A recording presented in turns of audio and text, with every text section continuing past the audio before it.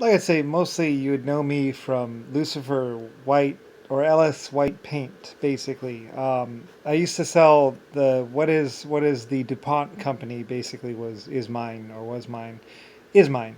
Um, I had the first white paint and the most pure white paint.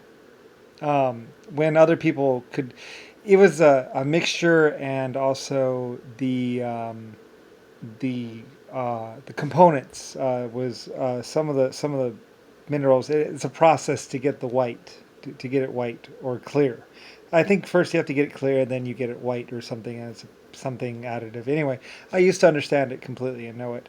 But anyway, though, I had the most and best white paint, and I was very proud of having white paint. I also had white stone and a lot of other things. Like I actually had people go and find white stone because I already had the white paint, so I was like, "Well, I gotta have buildings that are white stone," and came out with white bricks, and it was just like something. I had my white cities and stuff like that. Just silly, really, but still.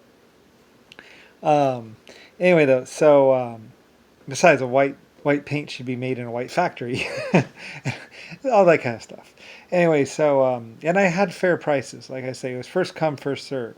A lot of other companies would go by who would pay the most, and I would always go by first come first serve. Like if the next person in line was okay with you doing that or paying more or whatever, they could work it out individually. So sometimes someone else would actually get paid a little bit more because just that's another weird thing.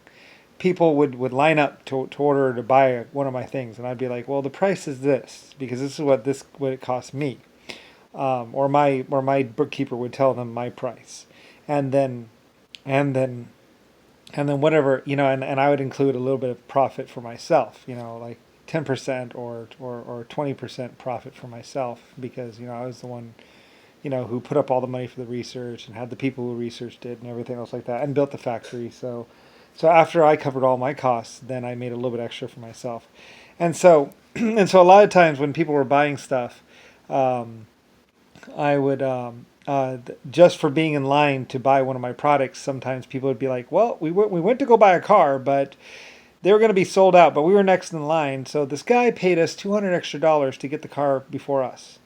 So anyway, so it's one of those funny things, like because my stuff was in so demand, like I was always the cutting edge, the best of the best, the the the night star scope or the star scope, the first night scope that was sold to the public, basically. Night scopes have been around since 15 like 1800 at least, year 1800, but not for civilian use. So in like 1940 they became for American military use, and then in 1960 or 1950 they became for civilian. A civilian could buy them. Anyway, so but they were very expensive, like $3,000, something like that, something ridiculous, or $5,000. Um, but anyway, the so people who were next in line would actually end up because I only built so much because I was cutting edge and we were just getting going with the building and manufacture of stuff. So people who were next in line would sometimes be paid by other people to get the vehicle, before. Anyway, though, so a lot of people actually, just for being in line to buy my stuff would actually get you a profit sometimes, which is funny.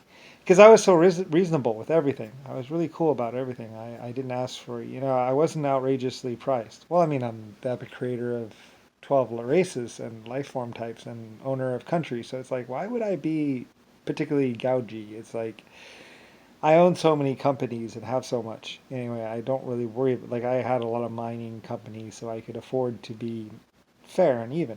So anyway, but I had cutting edge stuff. So anyway, and another thing I would do too is that sometimes, well, for one thing, I would sell tools to stuff to people. Metal in the old days was very very very expensive. Back in the 1800s and 1700s, you basically had to mine for metal to have metal tools. So I was one of the only people that would actually um, loan out metal tools to shops, only to shops. I wouldn't just loan out tools to just anyone, but if you're going to build a boat or something like that, I would loan you the metal for your tools, and actually even provide tools. I had a whole range of tools. What is Um, what's that guy? Howard Hughes Tools.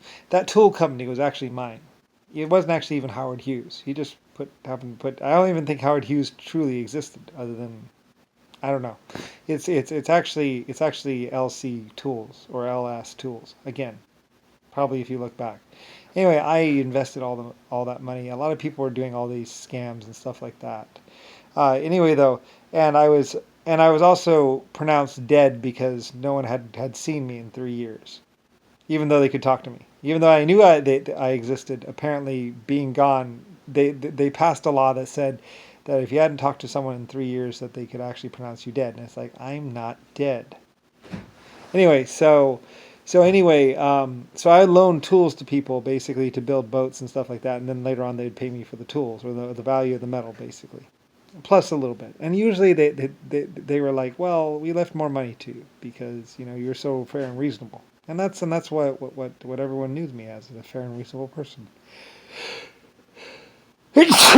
Well, I mean, I'm Epic creator and owner of America and Germany and all these other places and all these manufacturing places. Like, why would I? Yeah, you know, when you're already Epic, you don't really worry about. You're not. I wasn't trying to like get ahead. And Nixon would be like, I wasn't trying to prove nothing. It's like, whatever. He was just, he was never anything of significance. In fact, like I say, just about everything Nixon ever said, like he had a doctorate. Anyway, we'll get that later on.